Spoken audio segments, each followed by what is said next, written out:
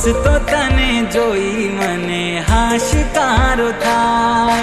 દીકરો તો કુળનું અજવાળું કહેવાય।